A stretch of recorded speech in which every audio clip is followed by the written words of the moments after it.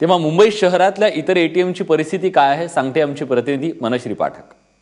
आजचा रविवारचा दिवस खरं तर सुट्टीचा आणि आराम करण्याचा दिवस, मात्र आज मुंबईकरांनाच नाही तर देशभरातल्या सगळ्याच जणांना आजचा आरामाचा दिवस मात्र एन्जॉय करता येणार नाहीये। आज रविवारचा दिवस आहे, सुट्टीचा दिवस, आणि तरी सुद्धा सगळ्यात महत्त्वाचं काम आजच्या दिवशी लोकांना करायचं आहे ते म्हणजे बँकेमधून आपले पैसे एक्सचेंज करून घेणं, एटीएम मधनं आपले पैसे काढणं, जेणेकरून पुढचा किमान एक आठवडा आपल्याला व्यवस्थित काढता येईल। मात्र एटीएमची अवस्था बघितली तर मुंबईतले जवळपास सगळे एटीएम आजही बंद आहेत। स्टेट बँकेच्या बाहेर मी सध्या आहे आणि स्टेट बँक अजून सुरू व्हायची आहे, मात्र बँक उघडण्याआधीच लोकांची मोठी रांग इकडे लागलेली आहे।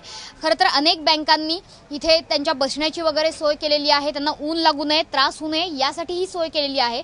मात्र तरी सुद्धा अगदी सकाळी 5 वाजल्यापासून आज सुट्टीच्या दिवशी लोकांनी बँकेच्या बाहेर रांगा लावायला सुरुवात केली आहे। ही जी गर्दी तुम्ही बघताय की जवळपास 8 वाजण्याच्या आधीच ही एवढी गर्दी बँकेच्या बाहेर जमा झालेली आपल्याला दिसते। आज जरी सुट्टीचा दिवस असला तरी सुद्धा आज आरामाचा दिवस निश्चितच नाहीये, उलट आज तुम्हाला ओव्हर ड्युटी करावी लागेल, तीही बँकांच्या बाहेर, असं म्हणायला हरकत नाही।